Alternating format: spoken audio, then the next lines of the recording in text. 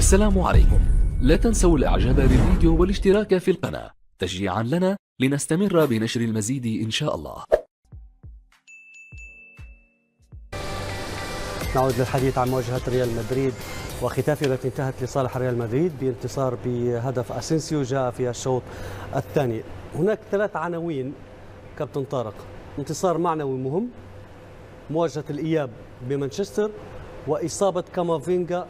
من الناحية الصحفية الإعلامية العنوان الأبرز بالنسبة لي إصابة كامافينجا لما قدمه في مباراة الذهاب ولأهمية اللاعب. صحيح، أصبح لاعب هام خصوصا على الجهة اليسرى مع مدافع أيسر، قدم مباراة كبيرة ضد برناردو سيلفا، واللاعب يمر فترة جيدة وعنده إمكانية باش يلعب في وسط الميدان.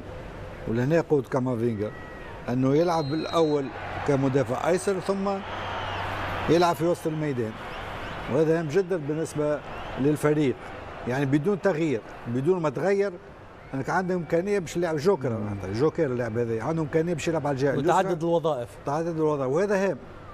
في مدربين يغيروا المدافع ايسر، يخرجك لاعب في وسط الميدان ودخل لاعب اخر، لكن هو عنده كامافينجا ممكن يستعمله على الجهه اليسرى، ممكن يدخله في وسط الميدان.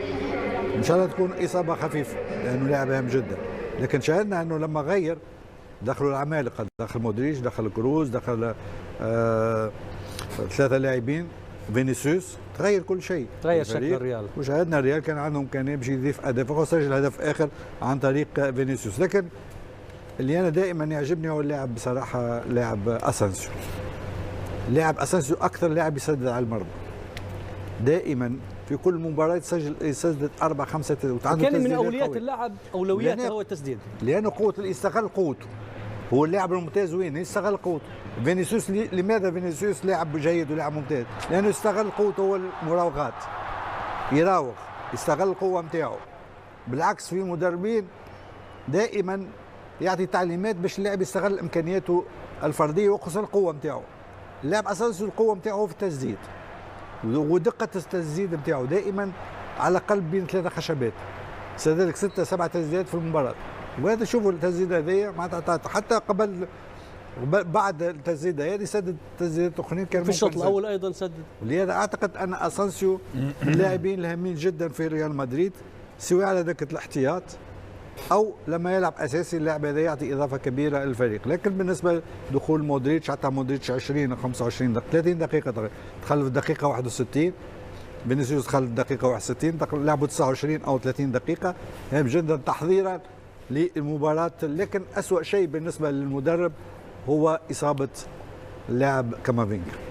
يقول لك أنا نخسر المباراة وما لاعب معناتها بدون إصابات، يفضل يخسر المباراة بدون إصابات، لكن إصابة إن شاء الله تكون خفيفة، لأن حسب رأيي ماهيش إصابة اللي تمنعه باش ما يكونش متواجد يوم الأربعاء ضد مانشستر سيتي.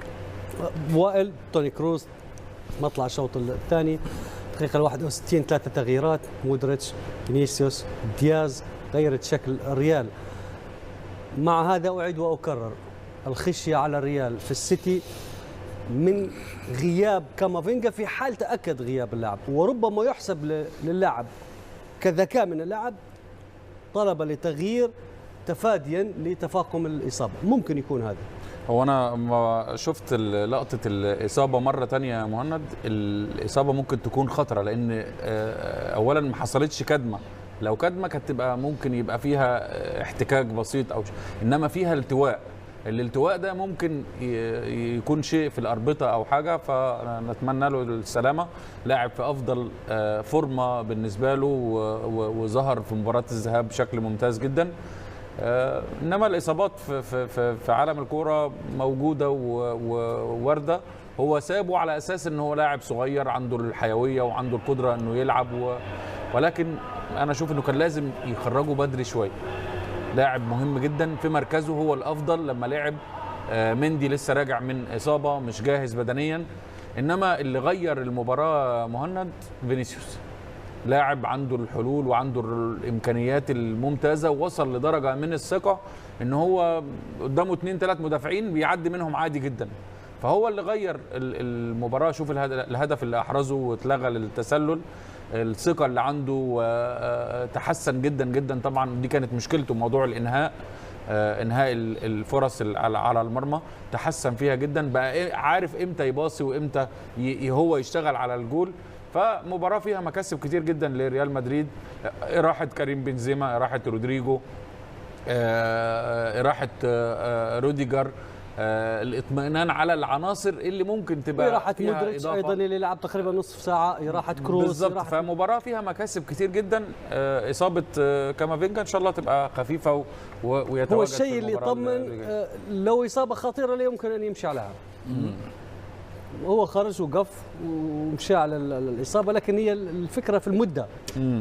هي 3 ايام. المشكله في المده، لانه 3 ايام و3 ايام مش كثير بالنسبه للاصابه، لكن نعرفوا ان ممكن ان شاء الله بعد يوم نعرفوا ان قوه ريال مدريد، خصوصا مع ان اصابات، مع ثماش اصابات كثيره مع المدرب انشيلوتي في المواسم الاخيره، الموسم الماضي الموسم هذا اصابات جات من معناتها تدخل او عنف من لكن تدريبات مفيش اصابات عضليه، يعني ما فيش اصابات عضليه، وهذا مهم جدا بالنسبه لريال مدريد. وتقريبا وضحت الصوره حاليا لمن سيكون لاعب اساسي في مباراه السيتي.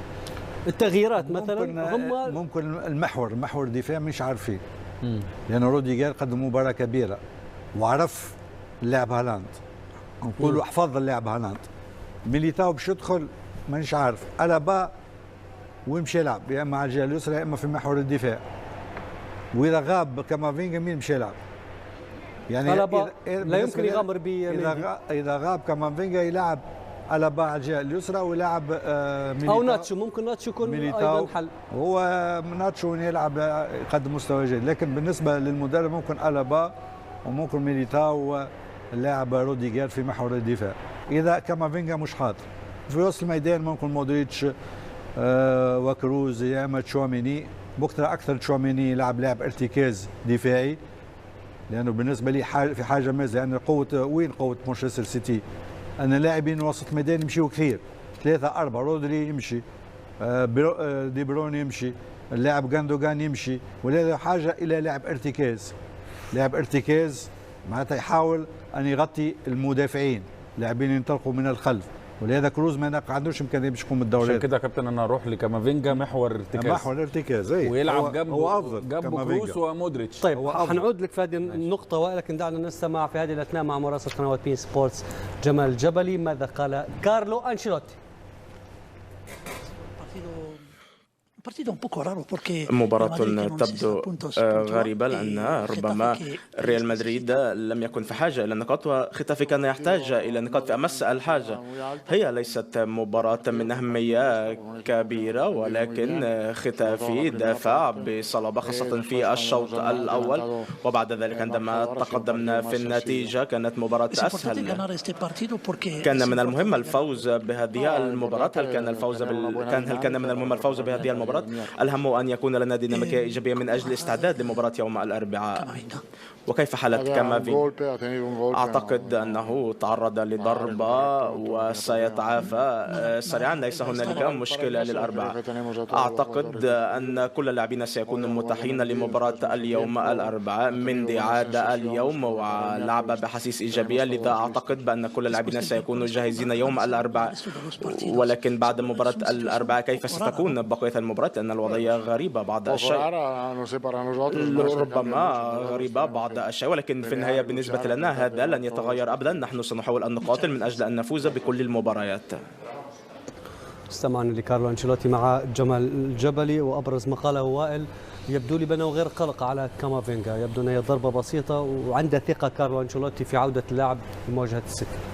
يعني هو لاعب طبعا مهم جدا مهند، وغيابه يفرق مع الريال، بس انا بقول لك النقطه ان هو يلعب في محور الارتكاز، يلعب بارتكاز قدام المدافعين، المكان اللي لعب فيه كروز في المباراه الاولى. اعطيني التشكيله المفضله ليك. خط الدفاع بعوده ميليتاو لمستواه والدور اللي لعبه روديجر في المباراه الاولى، ووجود ألابا كظهير ايسر، ممكن يبقى الرباعي كارفاخال ميليتاو روديجر وألابا 4 مدافعين، وقدامهم كامافينجا وتوني كروس ومودريتش. الدور اللي هيلعبه كامافينجا ان هو هيبقى قريب من دي بروين، لاعب عنده السرعه وعنده الكوره وعنده الامكانيات، يقدر في حاله فقدان الكوره من ريال مدريد يبقى قريب من دي بروين، وعنده القدره على بدايه اللعب، لان قدام السيتي لابد ان انت تمسك كوره وتلعب بشكل جيد. فكامافينجا عنده الحته دي، زائد ان هو عنده القدره على استرجاع الكرات، ودي نقطه مهمه جدا اللي اتكلم فيها كابتن طارق. والثلاثي الهجومي موجود رودريجو وبنزيما وخصوصا هو مطالب بانتصار. اكيد طبعا التعادل لا يخدم الفريقين، مطالب بانتصار يعني، ويقدر يسجل. ريال مدريد بيحب المباريات دي، يحب الفرق اللي تهاجمه يا مهند، فهو بيلعب على اخطاء الفرق الثانيه. انما السيتي صعب جدا في الضغط وفي الشراسه بتاعته على ملعبه بالذات، وشوف نتائجه قدام الفرق الكبيره في الدوري الانجليزي الموسم ده يا كابتن طارق، فاز على كل الفرق الكبيره، ارسنال وعلى كل الفرق الكبيره في الدوري بنتائج كبيره. دليل ان هو بيحتاج بيعمل ضغط كبير جدا عليهم، يعني بيستغل ملعبه بشكل جيد. انما الريال عنده الخبره وعنده الامكانيات كلها، واعتقد ان بنزيما في مباراه العوده مش هيبقى زي اللي فاتت يا مهند. يعني صعب ان هو يعمل مباراتين سيئين ورا بعض مع فينيسيوس مع رودريجو، يقدر يستغل اي خطأ دفاعي او شيء ويقدر يسجل، وما زال التماسك وعنده الفرصه عند التعادل مع السيتي يخلي الامور ترجع لنقطه الصفر مره ثانيه. طيب دعونا في هذه الاثناء بعد ان استمعنا لكارلو انشيلوتي مدرب ريال مدريد مع جمال جبلي، في هذه الاثناء لوكاس فاسكيز مع جمال. معي لوكاس فاسكيز لاعب فريق ريال مدريد. مساء الخير. انتصار، ولكن انتصار غريبا، بعض الشيء لا يفيد ريال مدريد، ويحتاج ربما كان يحتاج إلى ذلك ختافي أكثر. أعتقد أن هذا يفيدنا من أجل أن يكون لنا ديناميكية إيجابية من أجل مباراة يوم الأربعاء، وأعتقد أن الانتصار هو مهم جدا من أجل الأحاسيس والمعنويات.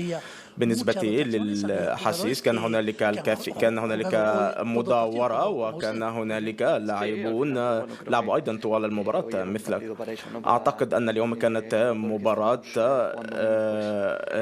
مهمة جدا بالطبع، من أجل أن تستعد وأن تحظى بفرصة للمشاركة بدون أن تخاطر. بالنسبة للاعبين نعم هذا الصحيح، أعتقد أنه من المهم جدا نحن كيف هي حالة الفريق وأن نوصل الديناميكية، ولكن كيف يمكن أن تلعبوا المباريات القادمة في الدوري بدون أن تلعبوا على اللقب. في النهاية ريال مدريد عندما ترتدي قميص ريال مدريد فأنت تذهب من أجل الفوز بكل المباريات، وهذه هي عقليتنا. وكيف هي لا أعرف كيف هو، لا أعرف ما الذي حدث، لا أعرف، سنرى الآن. استمعنا للوكاس فاسكيز مع مراسل قنوات بي سبورت جمال جبلي. كابتن طارق، بالنسبة لختافي لا يمكن أن يكون الحال أفضل مما كان، خصوصا بعد تغييرات كارلو أنشيلوتي، نزول اللاعبين الأساسيين، الشكل تغير، الهوية تغيرت، الفريق أصبح غني من الناحية الفنية من الناحية التكتيكية، فبالتالي خسارة واردة من قبل بداية المباراة. تحسه مش في أحسن حالاته، تحسه هناك خوف، تحسه ما يقدرش يمشي الهجوم حتى بعد 1-0، ما عندوش إمكانية باش يمشي الهجوم، باش يهاجم، باش يسجل، باش يخلق، وهذا ما خلى الفريق هذا يلعب متواجد مرتبة 18 لأن إمكانياته محدودة. ممكن رجوع أوناي مع مايورال ممكن الفريق يتحسن، مازالوا 4 مباريات، عنده مازالوا 12 نقطة، عنده إمكانية باش يفوز، عنده إمكانية، لكن مباريات ما هي سهلة، كلها مباريات صعبة، دائما مباريات في آخر الموسم صعبة على الفرق الكل، لأن هناك فرق تلعب لتفادي النزول، وهناك فرق تلعب الأوروبا ليج، وهناك الفرق اللي تلعب الدوري، ولهذا التفريط في النقاط ما هو سهل. لكن خصوصا لم يستفد من خسارة قادش لأنه وفالنسيا غدا يلعب، فالنسيا بكرة يلعب لو يفوز بكرة خارج ديار، ومين ثاني، وبلد الوليد يستضيف اشبيليا، في حال الانتصار سيبتعد أكثر. هذا هو يبتعدوا عليه، لو يفوز فالنسيا باش يبتعد ب3 نقاط على، لكن عنده مباريات قادمة عنده على أرضه أمام جمهور، لازم يفرطش. الفريق اللي فرط نقاط على أرضه أمام جمهور بطبيعة الحال صعب أنه يلعب معناتها الأدوار الأولى ويبقى في الدوري الممتاز، لكن ما زلت عنده 12 نقطة لازم يلعبها بروح أكثر عالية. عنده لاعبين جيدين، عندهم خبرة كبيرة مثل بورتو مايورال، عنده لاعبين حتى على دكة الاحتياط، ولهذا المدرب لازم يقوم بعمل كبير، لأن بالنسبة لي هزيمه مع الريال ماهيش محسوبه، انك تلعب ضد الريال تفكير في المواجهات محسوبه، المقبله. انت خاف في المواجهات عندها إلتشي، ريال بيتيس، وساسونا، واخر مواجهه بلد الوليد. هي ربما تكون مباراه البقاء. هذا المباريات هذوم مازال عندك 9 نقاط، لازم تحاول انك معناتها تحصل على الاقل 6 نقاط على الاقل. 12 نقطه المتوفره في الاربع مباريات. على الاقل تلعب، لما تلعب على ارضك وجمهورك لازم تفوز. لكن لما تخسر بطبيعه الحال يعني تصبح مهدد بالنزول. وسنه هذه الدوري الاسباني معناتها ممكن القوم نتاع الدوري الاسباني هو الفرق اللي متواجده في اخر الترتيب. الاثاره اكثر في اثاره، لان فالنسيا اليوم مهدد بالنزول. يعني الحديث امامنا الترتيب الدوري تقريبا يعني انتهى الدوري محسوم لبرشلونه. الريال اتلتيكو سيلعبان بطبيعه الحال دوري الابطال، لكن الاثاره كما اكد كابتن في النصف الاخر من الترتيب. ومن سيضمن البقاء من إلتشي، اسبانيول، إلتشي خارج السباق. حتى الميريا معناتها من 36 فالنسيا معني، بلد الوليد معني، قادش لغايه 39، الميريا معني لغايه 39. قادش معني، سيلتا فيغو معني، ختافي معناتها 7-8 فرق. إثارة هذا الموسم في مباريات الدوري البقاء. تقريبا وصلنا نهايه هذا الاستوديو. لما يبقى لي لن اشكر